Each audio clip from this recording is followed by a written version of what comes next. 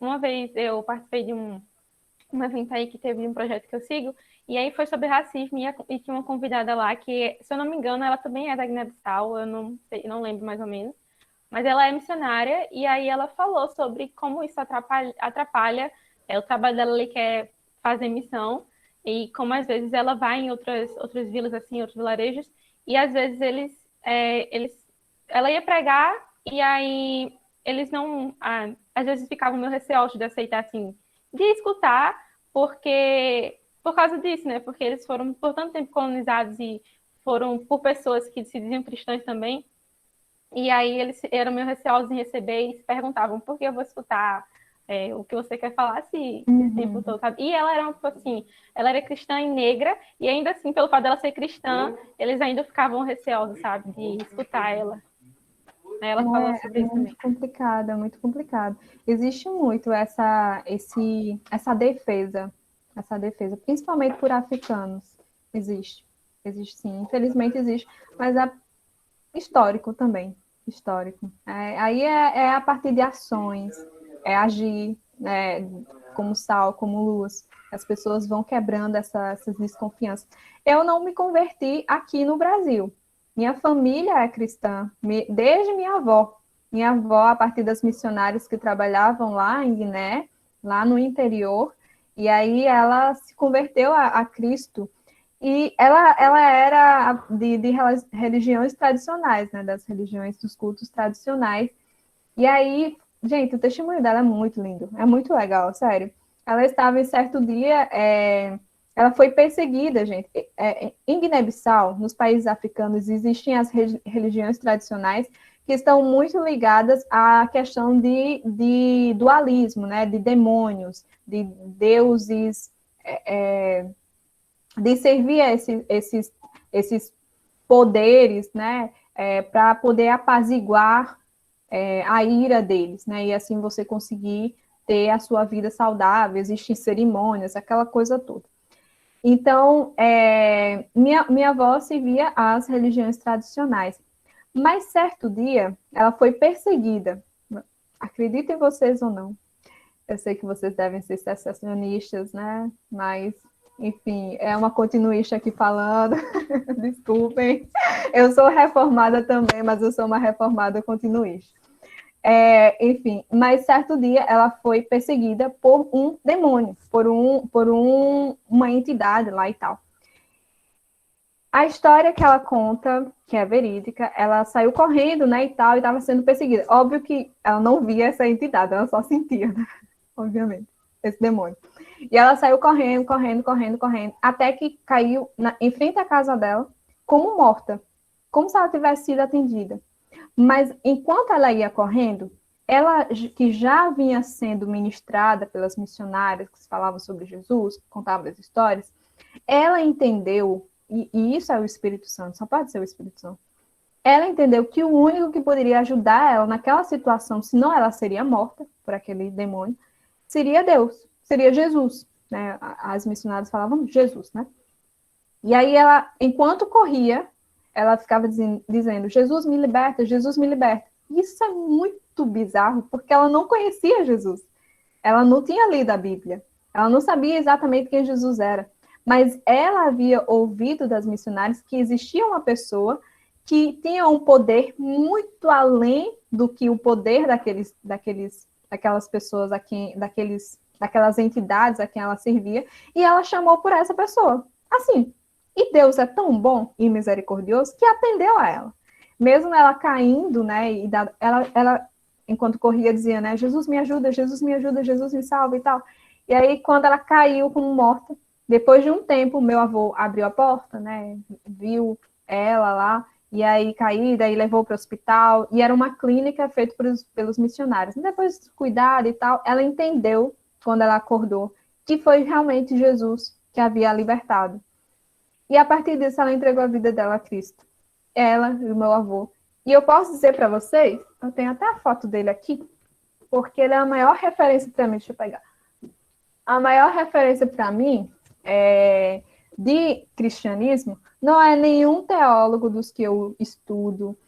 Embora eu goste muito deles, louvo a Deus pela vida deles, mas o meu maior meu maior exemplo de cristianismo é o meu avô. Meu avô, Pontinta. O nome dele é Pontinta. O meu nome é Jacira Pontinta Vaz Monteiro. Pontinta é o nome dele. E eu amo ter o nome dele no meu nome, porque é o meu maior exemplo de fé. Ele depois de se converter, né, com a minha avó, eles eram as pessoas mais hospitaleiras. Minha mãe conta a história de que lá no interior tinha o hospital, né, e várias pessoas da capital iam para o interior, em Biumbo, para poder se consultar nessa clínica, e eles deixavam as portas abertas, faziam comida para todo mundo, pessoas que eles nem conheciam, que era da cidade, estavam passando um tempo lá, que não tinham local para ficar, e acomodavam todo mundo, extremamente hospitaleiros, inclusive essa hospitalidade se resulta até os tempos atuais. Meus pais, eles são extremamente hospitaleiros também aqui em casa. Eu chamo meus amigos do nada e eles gostam disso, de ter várias pessoas, justamente por essa coisa que aprenderam na infância, né? E aí meu avô, ele evangelizava todo mundo, falava de Jesus para todo mundo, e é o meu maior exemplo de fé. Então, essa é a história, né? Então, as religiões tradicionais, existe muito dessa guerra, né, entre espíritos, demônios, aquela coisa toda. As religiões africanas e matrizes africanas são assim. Agora, as religiões aqui no Brasil, que dizem que são de matrizes africanas, são muito, muito, muito, muito, muito diferentes das religiões em África. Inclusive, há dados de que daqui a alguns anos a África será o continente mais cristão do mundo. Teve uma palestra de uma mulher chamada Putz, esqueci o nome da mulher, mas que foi nesse programa aí, Roda Viva, de entrevista, meu Deus, eu estou esquecendo o nome de tudo agora. Mas, enfim, se eu achar, depois eu mando para a Damaris e ela passa para vocês. E aí ela estava falando, isso, obrigada, Ana, Chimamanda, ela. Isso, ela é africana, ela é angolana, se eu não estou enganada, e ela foi entrevistada no programa da Vera, gente, Vera alguma coisa, essa jornalista. Um programa muito conhecido que acontece nas segunda-feiras. Eu esqueci o nome do programa, mas enfim. Foi entrevistada e uma das perguntas foi de uma brasileira para ela, né? Falando como era importante para o negro se reconectar com a cultura africana, com as religiões de matrizes africanas, para vocês terem noção. Eu já fui xingada dizendo que eu tenho mentalidade de colonizada, porque eu sou cristã, porque o cristianismo é religião do homem branco europeu, né? Mas não é verdade. Na verdade, o cristianismo começa em África, historicamente falando. Lá com Filipe indo pregar para o etíope, né? Está lá em Atos. Por exemplo, Agostinho de Hipona, o Santo Agostinho, ele era africano, né? Um dos importantes aí da patrística, né? Dos pais da fé cristã. Enfim, falta conhecimento nas pessoas, né? Mas essas ideias são construídas aí. Mas das religiões aqui no Brasil são muito diferentes. E aí, quando perguntaram para a mulher lá, angolana, dizendo qual a importância das pessoas pretas terem contato com a religião de matriz africana, ela respondeu assim, dizendo que em África, a maioria das pessoas eram cristãos pentecostais, hoje em dia, e não mais das religiões tradicionais. Obviamente, vocês devem imaginar que a brasileira não ficou muito satisfeita com essa resposta, né? Na verdade, ela estava esperando dizer que os africanos eram muito das religiões tradicionais. Mas o que acontece é isso, né? Existe uma mudança e existe aí uma expectativa daqui a alguns anos que a África será a religião, o continente mais cristão do mundo. Então, as religiões, primeiramente, respondendo à pergunta, as religiões de matriz africana, eles têm essa questão muito de dualidade, né? Essa questão de demônios e tal, de serviço a eles para poder apaziguá-lo. E, obviamente, isso tem muito a ver, por exemplo, eu vejo muito, se você quer entender mais ou menos isso, leia Gálatas.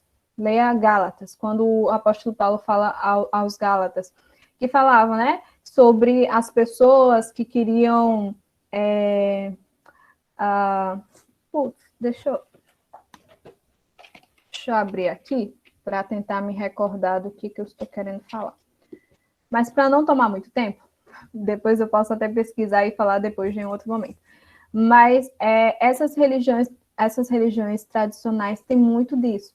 Então, é muito óbvio o porquê que se distancia da religião cristã, porque, de fato, a religião cristã vem pela graça, o cristianismo vem pela graça, a mensagem de Cristo é pela graça, e não há nada que a gente possa fazer para que Deus nos aceite, não há nada, né? Nós temos que crer em Cristo, e a partir disso nós temos a redenção. Então, é basicamente isso. Se eu me lembrar do que eu queria falar de Gálatas, aí eu falo. Perfeito. O próximo tópico que a gente está terminando já, tá, gente? Já vou fazer aí, já passou de 1 hora e meia já. Seria sobre a questão de importância de movimentos antirracistas hoje em dia e onde que o cristão entra nisso, sabe? De movimentos que principalmente do ano passado para cá, aumentaram, né? E aí seria sobre isso. Antes, só rapidinho, vou aproveitar porque aí teve pergunta sobre isso que a gente postou no Instagram, e aí uma das perguntas foi sobre isso de lutas sociais, que seria o cristão. A pergunta foi: o cristão pode organizar ou participar de protestos na rua contra o racismo? Seria a pergunta, isso que aí, com o tópico, acredito que já vai ser respondida. O papel do cristão na luta antirracista, sabe? Bom, boa. Eu acredito que existem várias coisas que nós podemos fazer. Primeiro, falar sobre o tema é o primordial, porque não é um assunto tão falado. Porque o racismo tem a ver com o conceito aí de ética cristã, de como você deve tratar o seu próximo, a moralidade, né? Quando a gente vê nas nossas igrejas, quando a gente fala sobre ética cristã, a gente fala muito sobre a questão do homossexualismo ser pecado, e é pecado, e dos combates a isso. Nós temos livros, nós temos palestras, nós temos conferências sobre essa questão. Temos também sobre o aborto, que é pecado, está errado, temos livros, é falado com frequência.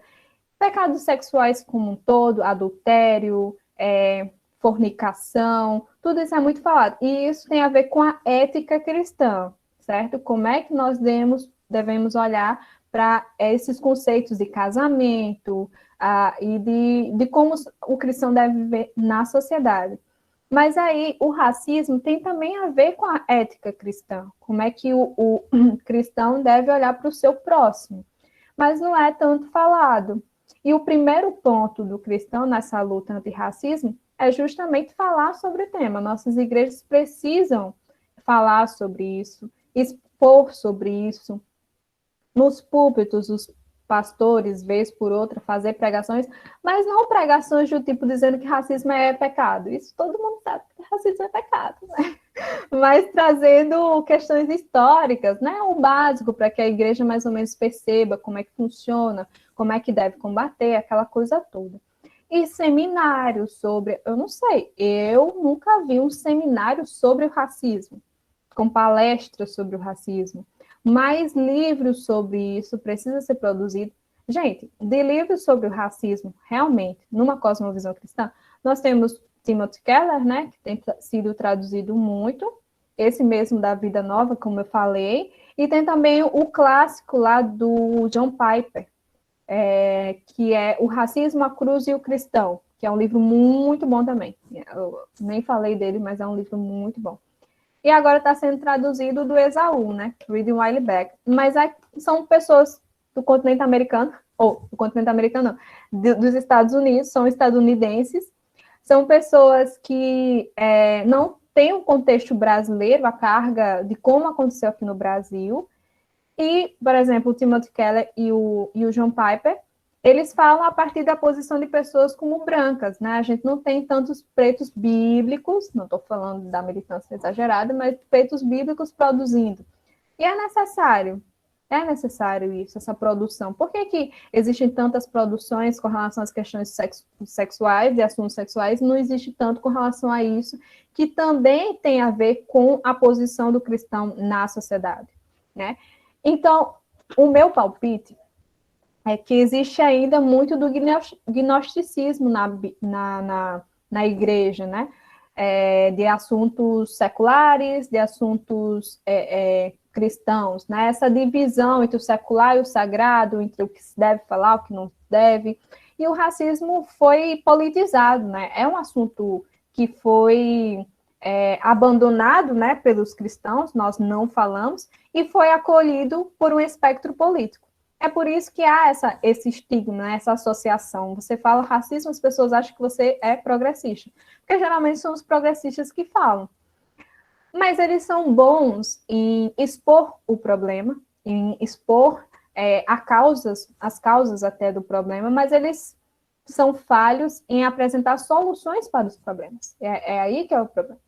E é por isso que nós, como cristãos, precisamos estar falando. Não é apenas combater eles falando nas soluções erradas deles, é a gente combatendo, também expondo os problemas, mas fazendo algo. Se você não combate as pessoas que estão fazendo algo e você não faz nada, é hipocrisia. Você está combatendo alguém que está fazendo alguma coisa enquanto você não faz nada. O que eu vejo é que existe um combate à forma como eles estão militando, mas não se traz uma resposta. Muitas das vezes existe um combate ao próprio racismo, um negacionismo do racismo, como se o racismo não existisse. E isso está errado. Então, nós não podemos fechar os olhos, nós precisamos falar sobre o tema, escrever sobre o tema, fazer palestras sobre o tema, expor às pessoas que existe esse problema também nas igrejas, as questões históricas de como a igreja tratou isso, e por que que a gente deve falar sobre isso, até os tempos atuais, para mudar, né, a forma como as nossas igrejas, inclusive, funcionam. Por exemplo, não é diferente da sociedade. Nas igrejas mais ricas, são pessoas brancas, nas igrejas mais pobres, são as pessoas pretas. Né? O pentecostalismo, inclusive, a religião mais negra do Brasil, esse livro é muito bom também, não é as religiões de matrizes africanas, não, são os pentecostais. Né? O pentecostalismo, as assembleias, e pentecostalismo que eu falo são assembleia, todas as outras igrejas, né?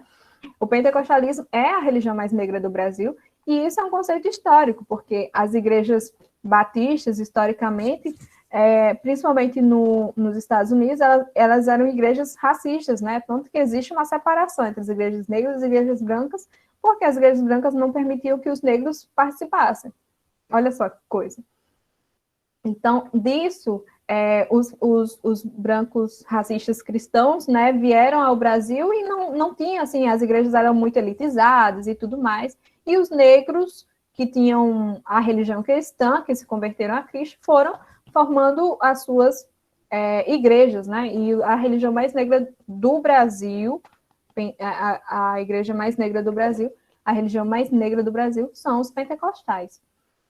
Então, em meio a tudo isso, a igreja precisa refletir, parar para refletir, mas muitas das vezes a gente diz, nós somos todos irmãos, aquela coisa toda, e não para refletir sobre os problemas que existem, né? É tanto que eu falando sobre o assunto, mesmo sendo de um viés bíblico, trazendo passagens bíblicas e explorando, as pessoas dizem que tem uma irmã que diz que eu estou dividindo o reino, porque existe ainda essa dicotomia entre assuntos que devem ser falados e assuntos que não devem ser falados. E isso está errado. Então, a gente precisa primeiro desmistificar tudo isso, trazendo o porquê que nós precisamos falar sobre isso. E depois dar a resposta. Tem um livro muito legal do Timothy Keller, ele não está aqui perto, mas é o Justiça Generosa, né? Ele fala sobre como a igreja deve se portar na sociedade. Tem também o livro do Pedro Dutti, agora eu esqueci o título, mas o livro do Pedro Dutti fala do pastor presbiteriano, inclusive, né? Ele é presbiteriano, Pedro Dutti, não sei se vocês conhecem, ele é muito bom, que fala sobre o cristão na sociedade, né? Como é que o cristão pode lidar na sociedade. Então, a ideia é a gente ser relevante, a gente ser sal, a gente ser luz, a gente estar lá e fazer a diferença, né? Se importar com os pobres, se importar com as pessoas que estão em comunidades. O apóstolo Tiago fala, né? Que nós não devemos tratar de modo desigual o rico e o pobre, né? Tratar com favoritismo o rico enquanto a gente despreza o pobre. Devemos desenvolver formas não apenas de assistencialismo pelo assistencialismo, não é só você chegar e entregar uma cesta básica e achar que você é o bonzinho, né? Não, não é isso. É sobre você ajudar aquela pessoa a conseguir andar pelas suas próprias pernas. E nossas igrejas conseguem fazer isso, porque muitas das vezes, muitas das nossas igrejas, a minha igreja mesmo, são igrejas ricas, são igrejas que têm condições, mas a gente tem uma teologia muito templocêntrica, muito voltada para dentro, muito voltada para nós, e pouco voltada em pregar Jesus para as pessoas que não conhecem Jesus e ajudar as pessoas que necessitam. Então, investimos muito mais o nosso dinheiro em ajeitar o nosso templo do que em assistir uma pessoa que está passando fome. E isso está errado. Então, a nossa visão também precisa mudar. E isso vai passar por uma reflexão mais profunda e análise profunda do que Deus nos chamou para ser luz e sal, para modificar as coisas como funcionam e para sermos de fato relevantes. Não ser, como Jesus falou, a gente não pode esconder um candelabro, uma luzeira embaixo de um como é que ele fala? Não pode esconder um luzeiro, né? Ele fala que não pode se esconder, mas que a gente deve deixar no canto mais alto da casa para que ele ilumine tudo. E a igreja é esse luzeiro. E muitas das vezes a gente está se escondendo, a gente está ficando dentro da igreja. E não é isso que Deus nos chamou para fazer. Deus nos chamou para a gente ser igual aqueles primeiros cristãos que eles chegavam na cidade e faziam um rebuliço falando de Jesus e ajudando as pessoas.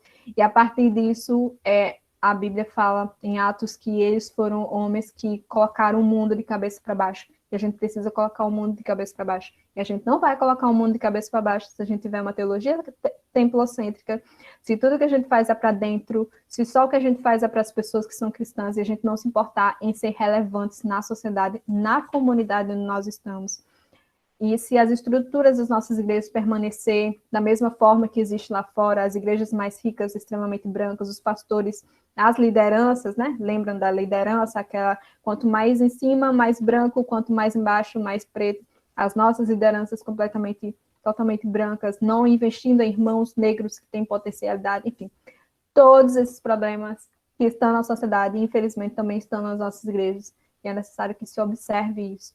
E assim a gente reflita, né, o amor de Cristo e a multietnicidade da Igreja de Cristo, porque em Apocalipse 7:9 nós vemos que na Nova Jerusalém a Igreja do Senhor é uma igreja multiétnica, povos de todas as tribos, nações, línguas virão diante do Cordeiro e nós cantaremos todos juntos, Santo, Santo, Santo é o Senhor. Então, a Igreja de Cristo é uma igreja multiétnica. Nós devemos parar para pensar se a nossa igreja é uma igreja multiétnica, porque o Brasil é um país multiétnico, mas muitas das vezes as nossas igrejas não refletem isso. Refletem o racismo, como a gente falou, sistemático. É necessária essa reflexão e e parar para ver se de fato nós estamos cumprindo o que Deus nos chamou para ser nessa terra.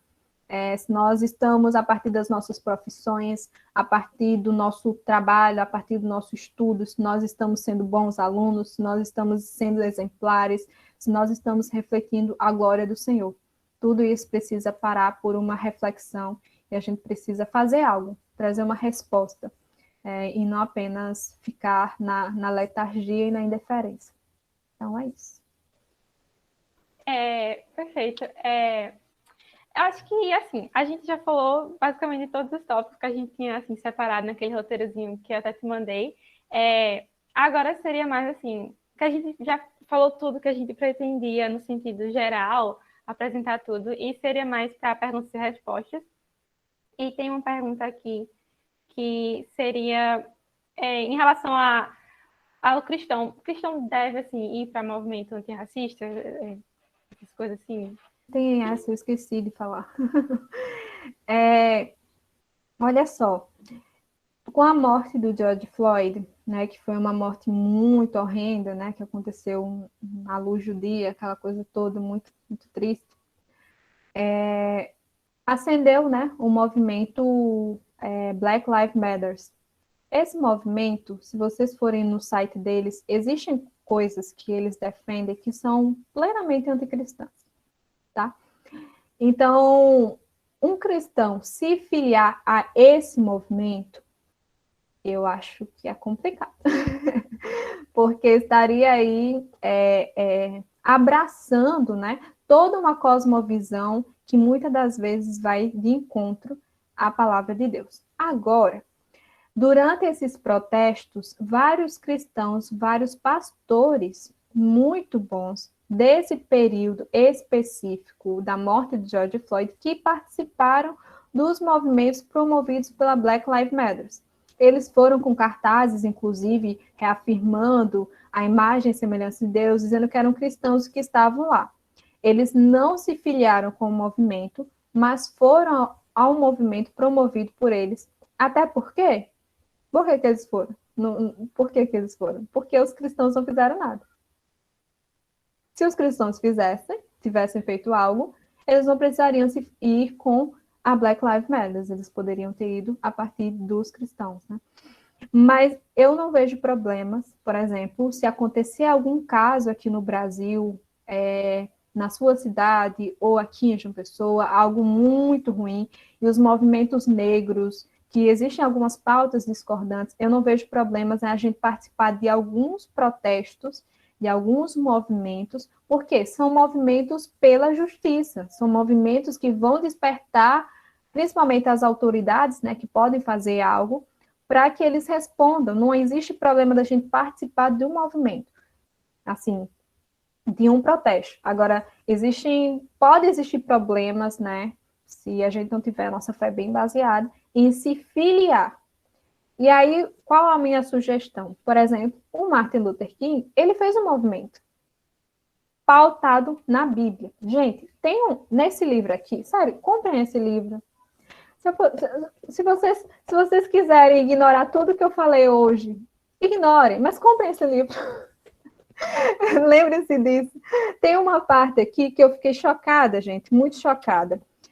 Eu vou até abrir, não sei se está marcado, o formulário que eles davam para as pessoas que queriam participar dos movimentos do Martin Luther King.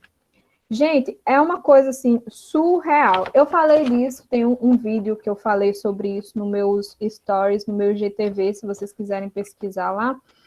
E eu não vou falar de tudo. Ah, tá aqui.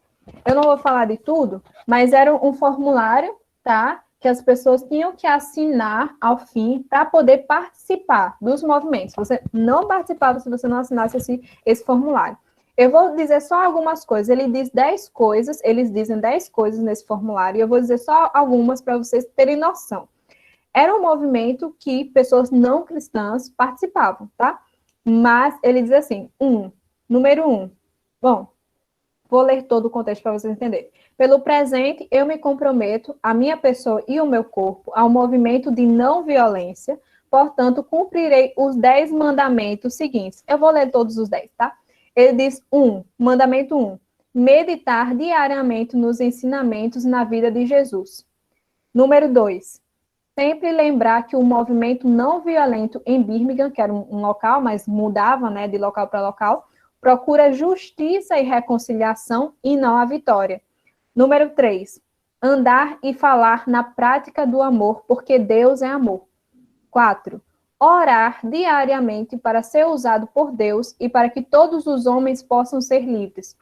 5, sacrificar desejos pessoais para que todos os homens possam ser livres.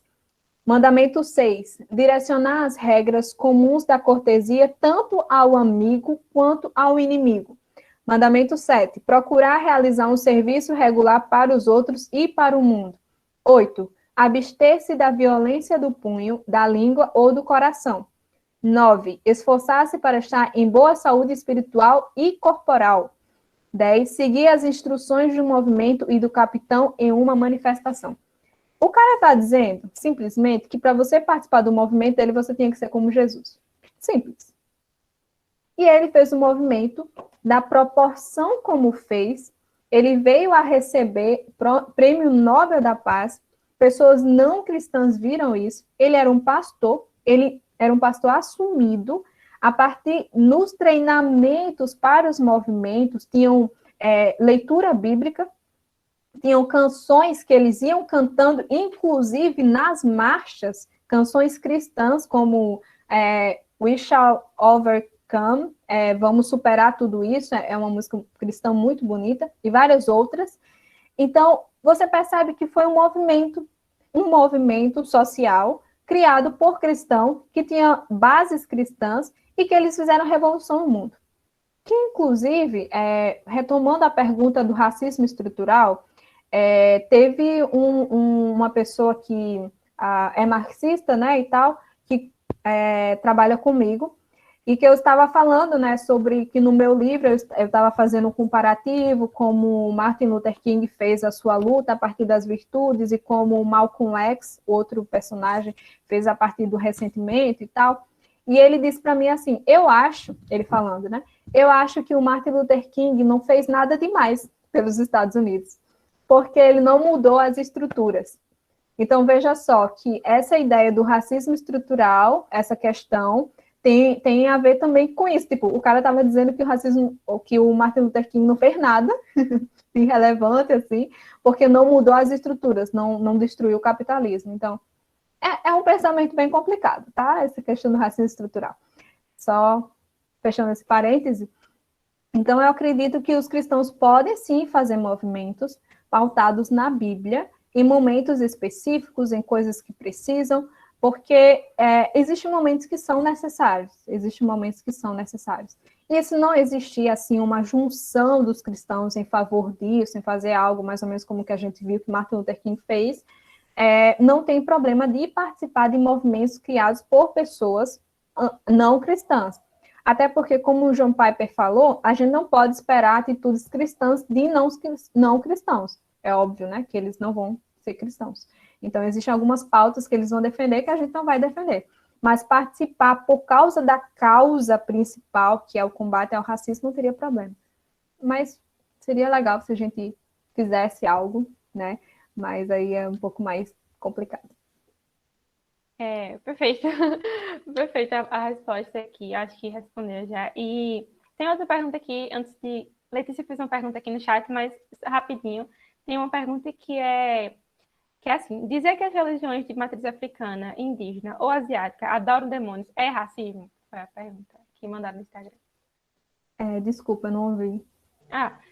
Tudo bem. Foi dizer que as religiões de matriz africana, indígena ou asiática adoram demônios é racismo?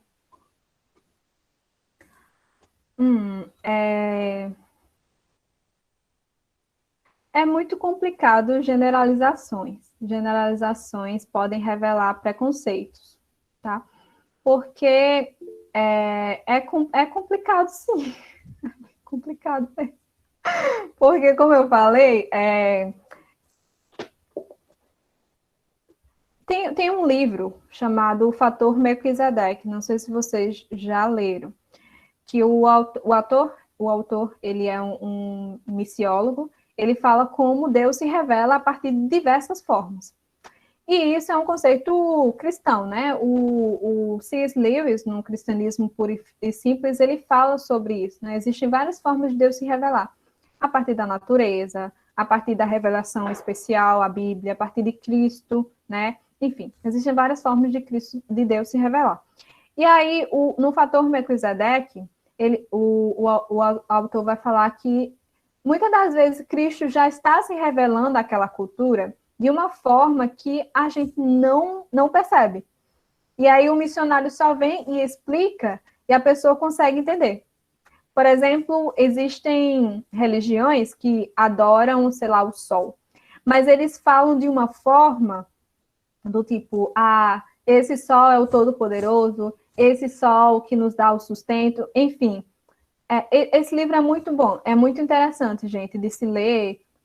Antropologia missionária é uma coisa muito interessante para a gente entender, né, sobre essas coisas. E aí, muitas das vezes, essa pessoa, esse índio, né, que está olhando para esse sol, o missionário chega e diz, então, esse sol que você tá, na verdade, não é o sol. Existe um Deus, um Criador que fez tudo isso, que é o Todo-Poderoso, enfim. E ele consegue relacionar isso, uma forma que Deus já estava se revelando, mostrando que aquilo, na verdade, apontava para uma outra pessoa, que é Deus. Não sei se deu para entender, mas, às vezes, Deus já está se revelando e se demonizar tudo da cultura e tal, pode acabar justamente tendo essa visão imperialista, né, de conquista, de chegar lá e explicar tudo e tal. E o missionário, ele precisa também aprender com a cultura da outra pessoa. É muito perigoso, sim, é muito, muito perigoso. Então, claro que isso não significa que não existam coisas que são demoníacas. Existem também. Mas em uma cultura, existem aspectos positivos, existem aspectos neutros e existem aspectos negativos. E isso precisa estar na mente. Aspectos positivos são coisas, por exemplo, vou falar da cultura africana, a vida em comunidade é algo muito positivo. Em um mundo cada vez mais individualista, é muito legal ver essa comunidade, essa coisa de viver respeitando os antepassados, os ancestrais, aquela coisa toda. É muito, muito legal. Então, isso é um aspecto positivo. Mas se você for com a sua cultura individualista e você quer impor essa visão, essa forma de composição, né, você estraga uma cultura boa. Existem aspectos neutros, como, por exemplo, vestimentas. Tem muita gente que, por exemplo, ao usar gente, eu esqueço o nome de tudo. Não é lenço, não é lenço. Oi? O turbante? Turbante, obrigada, Keren. Usando o turbante e que as pessoas demonizam isso, né? Dizem que é do demônio. Mano, o que tem a ver com o turbante, meu Deus? Onde está o demônio nisso? Ou tranças, e as pessoas demonizarem isso. Então, aspectos da cultura que são coisas neutras, né? São coisas bonitas, inclusive, que a gente precisa ver a graça de Deus, a graça criativa de Deus. E existem aspectos negativos. Por exemplo, em Guiné-Bissau, existe a mutilação genital feminina, infelizmente até os tempos atuais. São coisas negativas, são coisas que o evangelho chegando necessariamente vai interferir nesse aspecto cultural e vai mudar nessas crenças, nessa visão. Então, não tem problema no evangelho mudar coisas. O evangelho é transformador, ele vai mudar mesmo. Tanto eu, quanto você, quanto o índio, quanto o africano, quanto qualquer pessoa que tiver contato com Jesus Cristo, não vai voltar da mesma forma, vai ser mudado. Mas vai ser mudado no que há de errado, e não em tudo. Deus não quer que você abandone sua carga cultural, Deus não quer que você deixe de ser brasileiro, Deus não quer que você deixe de cantar um samba, né, um pagode. Não tem problema, né? Isso são aspectos culturais brasileiros. Deus não quer que você deixe de comer o seu feijão. Nada disso. Porque são algo da cultura de vocês, né? Os judeus, eles não deixavam de ser judeus por se converter ao cristianismo. Eles continuavam sendo a sua identidade étnica e tudo mais, mas remodelado a partir da cruz, a partir de Jesus. Então, Oi.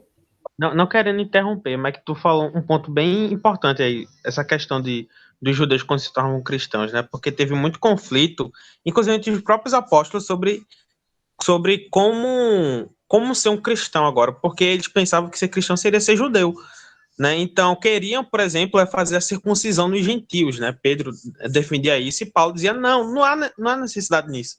Porque a questão do cristianismo que Jesus trouxe, né, criando a igreja, vai além de a ritualística, né?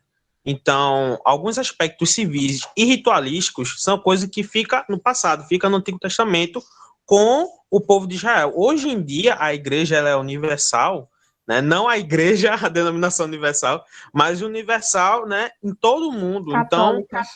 Exatamente. Então não tem nem muita lógica a gente querer colocar um padrão exato de vestimenta ou de uma forma de falar ou de se portar quando a gente tem diversas nações, diversas tribos totalmente diferentes, né?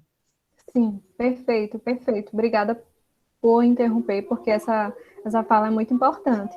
Então, a gente vê uma igreja multiétnica de Cristo, né? Como eu falei, até na Nova Jerusalém, né? E é necessário preservar essas culturas, essas diferenças, porque é a graça criativa de Deus que criou tudo. Então, eu acredito que é muito perigoso generalizar dessa forma. Então, existem sim aspectos demoníacos, existem sim aspectos que são antibíblicos, mas nem tudo é. Se for com essa ideia de que tudo é demoníaco, tem uma frase muito boa do Timothy Keller que diz que se eu demonizo a outra pessoa, eu não tenho como conversar com ela. Por quê? Porque você não conversa, você acha que tudo está errado, né? E você não consegue ter um diálogo, é só você falando, é um monólogo, você falando. E não é assim que deve funcionar. Tá? Não sei se eu respondi muito bem, se eu... Respondeu. Aliás, tem uma pergunta aqui no chat, que é: os deuses gregos eram todos brancos e nós cristãos não os demonizamos como fazemos com os ídolos das religiões. Aí ela pergunta se você acha que o fato deles serem brancos a gente ameniza, mesmo Sim, sendo isso é racismo. idolatria. Isso é racismo, gente, isso é racismo. Obrigada, inclusive, por ter falado sobre isso. Isso é racismo, né? Quando é o deus Thor, né, que inclusive tem filmes sobre ele, né? E ele comia as criancinhas, né? O deus grego lá. A gente acha bonitinho, lindo, né? Muito legal. Todo mundo tem uma blusa do Thor, não sei o que e tal. Acho maravilhoso. Mas quando é um deus africano, as pessoas já têm essa carga. É africano, é ruim, é preto, preto ruim, preto é mal, entendeu? Já quando é o branco, não, tudo bem, é suave, né? Aquela coisa, lembrando da questão de Leblon, né? Do preto que foi acusado de racismo, na verdade foi um branco que tinha roubado, né? Mas a ideia sempre é de mostrar o preto como ruim, como danoso, como demoníaco, a cultura black, tudo do preto é ruim, né? Então, esse ponto aí que foi falado é muito importante, realmente existe muito isso. E é o racismo, né, velado, que muitas vezes a gente não percebe, mas tá errado. Tem outra pergunta aqui, tem mais duas perguntas até agora. Tem uma que é, assim, aqui no Brasil, você acha que os cristãos que têm consciência da importância dessa luta antirracista não vão às ruas por medo de serem confundidos com pessoas progressistas ou por puro comodismo mesmo? Os dois. É a questão de ser confundido com os progressistas, né? Com comunista, enfim, essas coisas. Mas é também o comodismo, né? Porque, primeiro, não existe consciência sobre isso, consciência racial. Falta muito disso ainda na igreja. Então, muitas das pessoas não entendem nem a importância né? Existe um comodismo, existe uma letargia. Até que as pessoas entendam que é necessário, entender como é o processo, a gente precisa primeiramente falar sobre isso. E não é falar em um culto, em uma reunião, não, é como a gente fala dos outros temas éticos também. É sempre estar repetindo, porque a atitude racista do irmão não vai sumir. O irmão que não quer que o filho namore com uma preta, que não quer que a filha namore com um preto, tudo isso é racismo. De demonizar a cultura preta toda dos africanos, tudo isso é racismo. Mas até que o irmão entenda que é racismo, que ele entenda que ele está pecando, é necessário que, vez após vez, a gente explique isso. As pessoas aprendem com a repetição. Então, é necessário falar sobre o racismo várias vezes, a partir de, como eu falei, né, livros, palestras, as pessoas irem entendendo. Mas se falam uma vez e pronto, acabou. Resolveu o racismo na igreja? Não resolve. Então, falta também essa consciência. Por isso as pessoas são cômodas, né? E não entendem a importância de também lutar por justiça na sociedade. Perfeito. Tem outra pergunta, eu acredito que seja a última. Calma, agora tem mais duas.